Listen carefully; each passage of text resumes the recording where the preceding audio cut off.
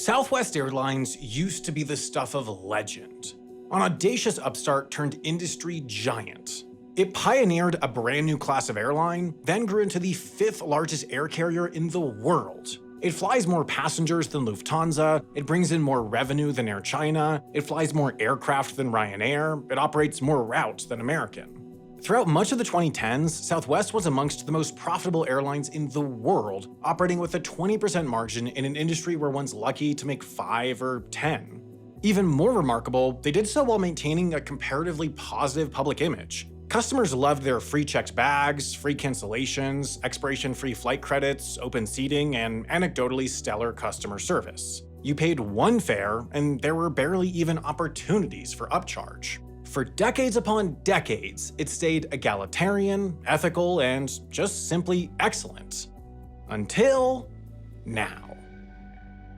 Over the past year, Southwest has changed. Free bags now cost $35. Flight credits now expire. Open equal seating was replaced with reserved seating, including an extra legroom section available for a fee, created by reducing everyone else's legroom by an inch. In one quick moment, Southwest eroded 5 decades of industry-leading brand image in favor of squeezing the customers for more. Although, it's not just that greed finally corrupted a previously benevolent executive team, it's a far more complicated story. A hostile force infiltrated the company and forced it to turn against its core principles. It's an age-old tale. It's the story of big finance destroying one of America's most beloved institutions. It was here at the St. Anthony's Club in San Antonio, Texas, that entrepreneur Roland King met with his lawyer Herb Kelleher for a cocktail in 1966. At the time, Kelleher was helping King, who was an amateur pilot, liquidate his air charter company. King had bigger dreams. He'd been watching the success of Pacific Southwest Airlines in California and thought something similar, a low-cost air carrier serving one state exclusively, could work in Texas to transport people between San Antonio, Dallas, and Houston. The 3 cities, connected by economics but disconnected by distance, became known as the Texas Triangle after King jotted down a sketch of the routes on the back of a cocktail napkin, at least according to the company's founding mythology. It was an idea that would almost exclusively work with Texas's unique geography. It's a large enough state that it's unreasonable, or at least inconvenient, to drive between cities for business, but its borders still contain a state, which left it unregulated by the Civil Aeronautics Board, a precursor to the Federal Aviation Administration, which at the time only oversaw flights that crossed state lines. The CAB's oversight at the time included setting fares and gatekeeping which airlines could enter the market, meaning exclusively interstate carriers, like Southwest, had the unique right to set their own flight schedules, rates, and frequencies. Naturally, some of the existing interstate carriers, Braniff, Trans-Texas, and Continental, read between the lines and fought to stop Southwest's entry into the market, seeing that it would immediately undercut their higher, regulated fares. It cost the fledgling Southwest Co. nearly $500,000 to fight them, but those lawsuits didn't hold up in court. In 1971, newly named Southwest Airlines acquired 3 Boeing 737-200s, hired pilots from the folding Purdy Airlines, and copied Pacific Southwest's manuals. And by June 18th of that year, Southwest launched service with 12 weekly flights between Dallas Love Field and Houston, and 6 weekly from Love Field to San Antonio. After launch, a series of decisions that were both strategic and simply lucky paid off for decades and built the foundation of the company's success. Southwest initially focused on business travelers, a market that couldn't and wouldn't see much growth. Out of necessity, it started to run a Friday evening repositioning flight that quickly grew in unexpected popularity, enough for them to double down on weekend travel as a revenue source and establish a distinction between executive and pleasure fares. It might seem rather pedestrian now, but this 2-tier fare structure, offering discounted rates for flights after 6:59 p.m., was innovative at the time and proved critical for the company's economic model to undercut competitors, simply because its intrastate status meant it could, and because it allowed it to tap into a price-sensitive market that other airlines couldn't. As passenger load increased, almost quintupling per aircraft, so did the airline's fight to stay here at Love Field. All commercial air service was previously agreed to move to Dallas-Fort Worth International Airport by 1974, but because that agreement was in place before Southwest officially existed, it argued it could stay at Love Field, 16 miles closer to Dallas City Center and that much closer to its customer base. Love Field wasn't just a place for Southwest, though. It also was its identity. Early on, the company seized the Love branding. It incorporated warm colors in its logo, it used a heart for some of its marketing, it aimed to hire pretty flight attendants, and it adopted a playful approach to messaging. As decades went by, flying Southwest was more than transportation, it was a feeling. This, matched with competitive low fares, first-come, first-served boarding, no baggage fees, and point-to-point flights instead of the classic hub and spoke, were all market differentiators. Southwest grew and it grew, expanding routes throughout Texas and then through the Southwest. It acquired smaller airlines like Muse along the way, continuing its national march to more destinations, but maintaining its sights on point-to-point service that was simple. By 2010, it took over AirTran Airways, a $1.4 billion deal that gave them access to Atlanta, Milwaukee, and expanded presence in Baltimore and Orlando.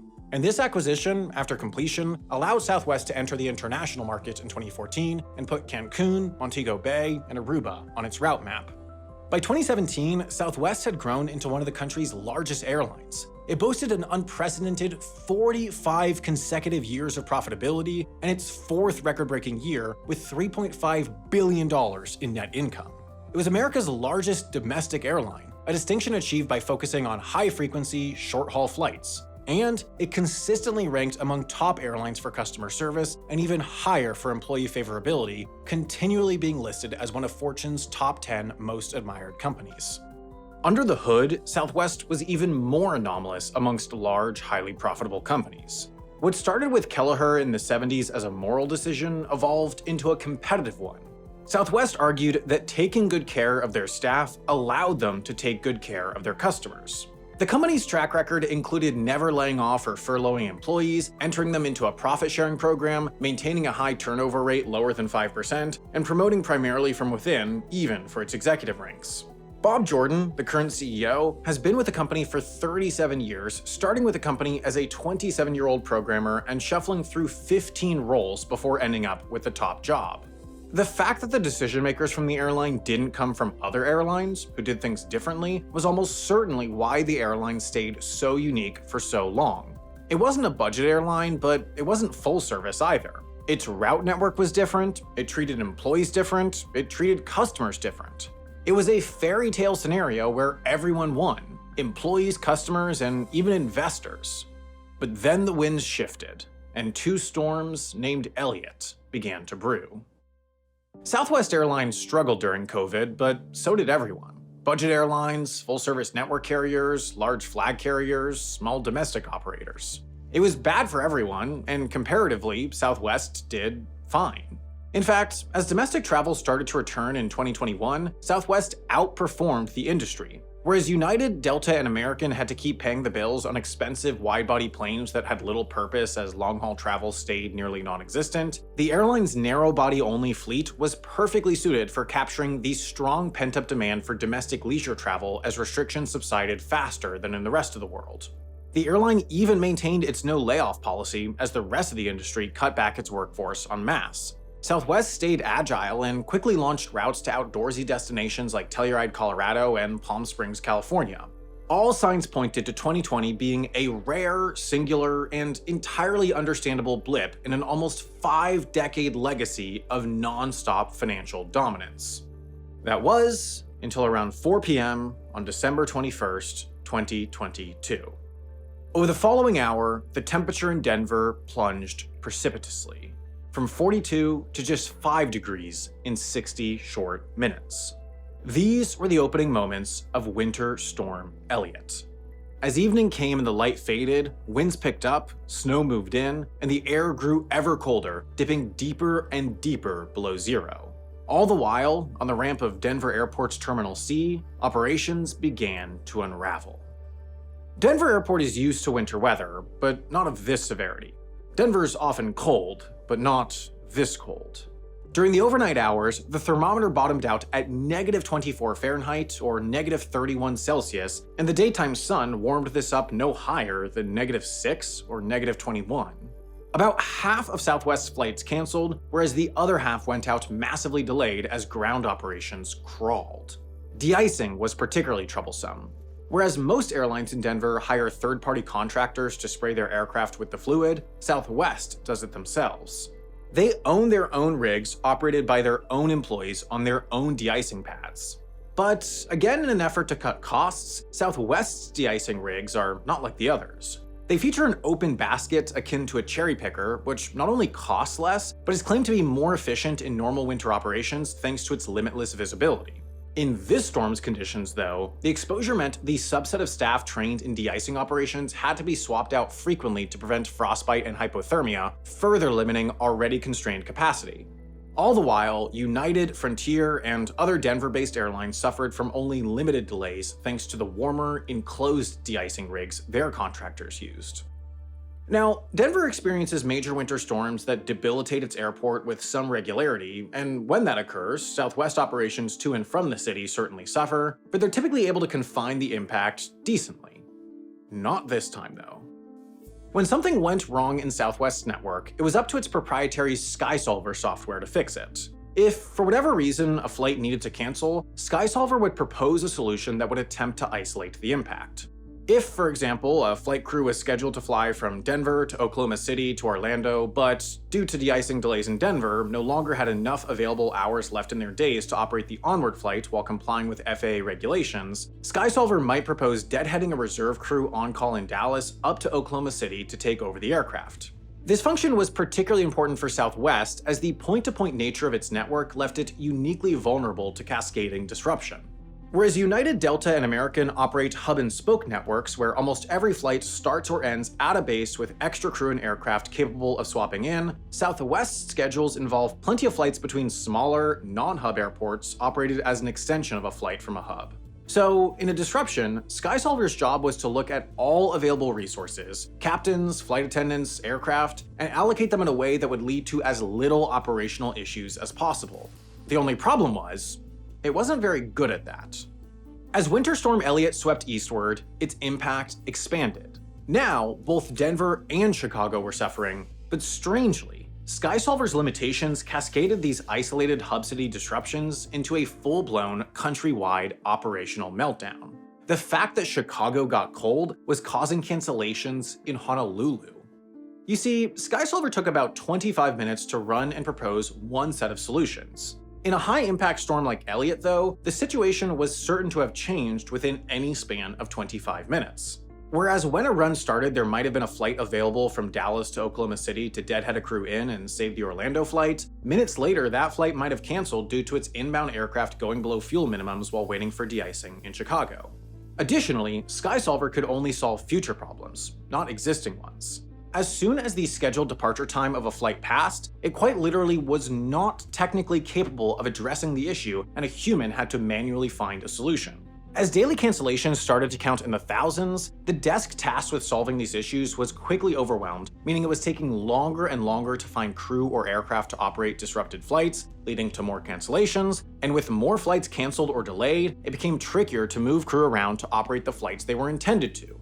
All the while, SkySolver was sending crew on nonsensical routings as it struggled to keep up with the degree of disruption. One pilot reported being tasked to deadhead, as in fly as a passenger, from Baltimore to Manchester to Nashville to Chicago, then back to Baltimore, all without operating an actual flight. As the meltdown escalated to over 50% of flights canceled, the airline quite literally lost track of where all its crew were. When they ended up in a place different than originally scheduled, crew were supposed to call in to the airline's hotel desk at its network operations center in Dallas, although this desk was only regularly staffed by 2 people. It too was quickly overwhelmed, and even as the airline scrambled to train more people to fulfill its function, flight crews waited for hours on hold. In all the time they waited on hold, crews were not accumulating the FAA-mandated rest hours that would allow them to operate the next day's flights, once again further escalating the cycle of meltdown. Eventually, SkySolver and the airline's other antiquated automated systems grew so unhelpful that the airline reverted to near complete manual control. Humans took over crew, aircraft, and flight scheduling and attempted to get the airline back on track. By Christmas, the storm had largely passed, but even with the airline's limited holiday schedule, they struggled to get back on track, so the decision was made to essentially force reset the airline. They'd preemptively cancel nearly 2/3 of the next day's flights and stop ticket sales altogether. They operated dozens of flights without passengers just for the purposes of getting aircraft and crew to the right places to start flying a normal schedule again. This process still took days, and it wasn't until December 30th, more than a week after the temperature plunged in Denver, that operations resembled a normal day. Throughout the meltdown, the airline canceled over 15,000 flights. These occurred during one of the busiest and most lucrative travel weeks of the year, translating to over $400 million in lost revenue and disproportionately high profit loss. But then they had to pay for passenger hotels, for meals, for flights on other airlines, and for compensation for their troubles, which added up to about $600 million in expenses.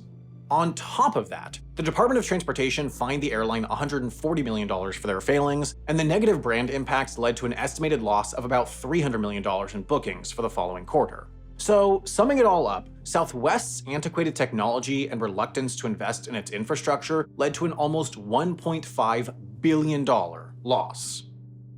But then came 2023, and even as the operational meltdown faded into distant memory, the airline's financial prospects failed to reverse. In fact, they only got worse. As United, Delta, and other US airlines booked higher and higher profits as COVID's pent-up demand surged into a record travel period in the US, Southwest was moving in the opposite direction. After booking almost $1 billion in profit in 2021, 2022 saw just $539 million, although easy to brush off as a lingering consequence of the meltdown. But then 2023 ended and profit dipped further, just $465 million for the year. Increasingly, it appeared that Southwest's changing fortunes were not a short-term remnant of a high-profile debacle, but actually reflective of changing market dynamics in the American airline industry. JetBlue, Spirit, and other low-cost carriers were following a similar trend. High fuel costs, aircraft shortages due to engine reliability issues, airspace disruptions due to air traffic controller shortages and an uptick in severe weather, pilot shortages pushing up personnel costs. The causes were myriad, but the result was singular. American low-cost carriers, whether they be true budget airlines like Spirit and Frontier or hybrid operators like JetBlue and Southwest, were failing to return to their pre-COVID earnings. While Southwest has been a publicly traded company since the 1970s, the compiling complications of COVID, the 2022 meltdown, and the general inability to adapt to a changing market left Southwest uniquely vulnerable for the first time in the company's history. Generally a consistent stock and a trusted leadership group fostered a fairly loyal, fairly content set of shareholders. But now things had gotten shaky, and in June of 2024, a lurking firm acted on the instability when Elliott Investment Management bought a $1.9 billion stake in the airline. With an 11% claim to Southwest's equity, Elliott's announcement was a bombshell. As perhaps the single most infamous of activist investors, when Elliott buys into a company, the news often signals a turning point, as the firm is notorious for pressuring radical business strategy pivots and ruthless board and C-suite restructurings to boost shareholder value. For the characteristically friendly, family-oriented carrier associated with prioritizing people and culture over money and shareholder value, the news was chilling. Suddenly, the future of Southwest was up for grabs as two visions, that of Elliott and that of Southwest's legacy leadership, were set to fight for shareholder support. The fight started with who was at the top. To turn Southwest into a moneymaker, Elliott argued the carrier had to fundamentally shake things up. To fundamentally shake things up, they went for the head of the snake. In their analysis, the current executive chairman Gary Kelly and CEO Bob Jordan were part of the problem, and they needed to go. Equally unflinching, though, was Southwest, as it, in no uncertain terms, responded that Bob Jordan wouldn't be stepping down. If leadership was going to be shaken up then, Elliott needed more than rhetoric. Not only would they need to convince fellow shareholders that current leadership was unfit to lead Southwest, they needed to set up a special meeting where that opinion could be voted on, a special meeting of shareholders where they could oust board members outright. But this would take some maneuvering. In order to call such a meeting outside the schedule of annual meetings, Elliott would have to reach a threshold of company ownership outlined in Article 2, Section 3 of the airline's bylaws, 10% of all company shares. While Elliott claimed an 11% stake in the company, some of this ownership was tied up in derivatives, or contracts to trade the stock over at a different point, rather than just common Southwest stock. So it began to move to convert more into common stock to reach the 10% threshold to trigger a meeting. Southwest countered. Within a month of Elliott's entrance, the airline adopted a shareholders' rights plan, or what's more often referred to as a poison pill. Should any one shareholder, in this case Elliott, reach a 12.5% ownership of the company's common stock, other shareholders would then be allowed to buy stock at a 50% discount. ensuring that the cut rate would induce purchasing from across the shareholder base and stall the advance of the takeover, in this case from Elliott. While representatives of both parties offered public statements affirming their belief in good faith negotiating and collaboration, the lines were being drawn in what looked to be a building battle for the boardroom. Now, Southwest leadership was fighting to prove itself to its shareholders on two fronts. It was trying to hold off Elliott's alternative vision for the company on one, and show it could get back in the good graces of the flying public on the other. A move that may help on both, it gambled, was sacrificing a central pillar of its identity: open seating. Historically, open seating, where passengers boarded and just took any seat they wanted, allowed Southwest to fill its planes faster, and faster boarding meant faster turnarounds, and faster turnarounds meant more and thus cheaper flights. But assigned seating is the industry norm, and it would allow Southwest to then sell seats with more legroom for an upcharge. This move, along with announcing the addition of red-eye flights by Valentine's Day of 2025, were drastic deviations from the Southwest of old. But still not drastic enough for Elliott's vision. These new changes, they argued, were too little too late from who they believed a failed leadership team. Applying pressure, the firm publicly announced its list of candidates to join the board of directors. For the 15 seats, Elliott brought forward 10 names, most of which with airline experience, and many with CEO-level experience at the likes of Virgin America, American Airlines, WestJet, Air Canada, and Ryanair. For Southwest, with a long history of doing things its way and developing its leadership team from within, this list of names represented a radical departure from the Herb Kelleher way. Publicly, they resisted. They again backed their CEO and their board. But behind the scenes, they recognized Elliott wouldn't relent, and if they didn't act to reconcile, the firm would only begin to turn more investors against the leadership of the hesitant-to-change carrier. So Gary Kelly, executive chairman of the board and former CEO, along with two unnamed directors, went to New York to meet with Elliott officials. The next day came this: an investor update from Kelly announcing that he'd be retiring from the board in the spring, while 6 board members would retire in November, and that Bob Jordan would remain on as CEO while a new comprehensive plan would be released on Investor Day. Southwest had conceded. Yet, Elliott still wasn't sold that it was enough, releasing this statement in the move's wake. It was a step in the right direction, but again, more change was needed. Elliott still planned to move forward its push for a special meeting to oust 8 board members without cause, and it continued to posture it was going to continue to fight the proxy battle for the board. Then finally, in mid-October, a deal that worked for Elliott. Bob Jordan would stay on as CEO, but Kelly's retirement would be fast-tracked, and the board would be overhauled with 5 directors nominated by Elliott taking seats on a 13-seat board. The news represented a long-awaited peace deal in a building boardroom war. It also effectively marked the death of Southwest. Throughout this boardroom drama, most of what the public experienced was the betrayal of their trust in the company. The policy changes of reserved seating, charged bags, and more, all done as concessions towards Elliott's demands. Now, the Elliott argument was simple and intuitive, that the airline was failing, and that other airlines that had the unpopular policies they pushed through were succeeding, and therefore Southwest should mimic their strategy. This makes sense in a slide deck, and makes sense to shareholders, and honestly, it very well might prove a winning strategy for Elliott. Right now, Southwest's business model is not working, and it's not an anomaly. The low-cost business model is not working industry-wide in the US. In the next couple of years, it is possible, even likely, that the changes Elliott pushed through will lead to higher profits than if the airline had stayed the course. But then there's the rest of time. Southwest's business model has been failing for just 2 or 3 years. Previously, it succeeded phenomenally for almost 50. And that success was built on a unique value proposition that only they offered, meaning they held a strong competitive advantage. Today, mimicking traditional airlines, they're competing head-on with industry giants. They can try to win on price and convenience, but few will go out of their way to fly Southwest like they did in the past. The cult of Southwest is no longer. When the winds change and the storm clears, Southwest will emerge weaker. Their eroded competitive advantage and depleted brand image will reduce profits for decades to come.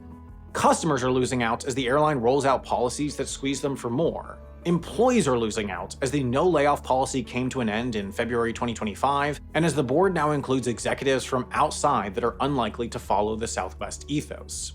The fairy tale is over. The only winner will be Elliott.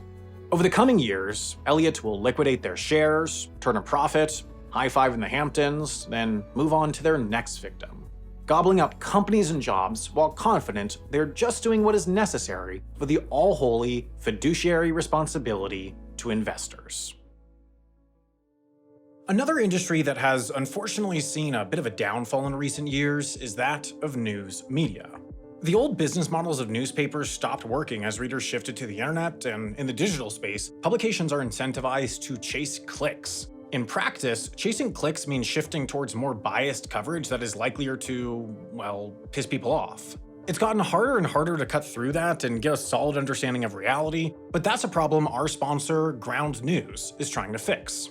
Take this story about the recent 90-second air traffic control outage at Newark Airport. Overall coverage of this incident is fairly balanced with a slight lean towards the left, but Ground News identifies how left-leaning publications were more likely to characterize this as a symptom of long-running systemic issues in the air traffic control system, whereas right-leaning publications were more likely to portray it as a symptom of the Biden administration's supposed neglect. In addition, you can see what the publication's ownership structure is, its historic factuality, and its typical political leaning. But I think the most fascinating feature of Ground News is Blind Spot, where you can see the stories that people on the other side of the political aisle is seeing, but you're not. For example, right now the right is talking about the Trump administration sending a State Department team to the UK to investigate supposed free speech violations, whereas the left is talking about how Trump pardoned a man convicted of tax fraud just a month after his mom attended a $1 million per person fundraiser at Mar-a-Lago. I really think Ground News is a tremendously useful tool in today's media environment. After all, I use it all the time for research when a video topic hits on something politically charged. You can get access for a whole 40% off when you go to our link, ground.news/Wendover, and you'll be helping support this channel while you're at it, so thanks if you do.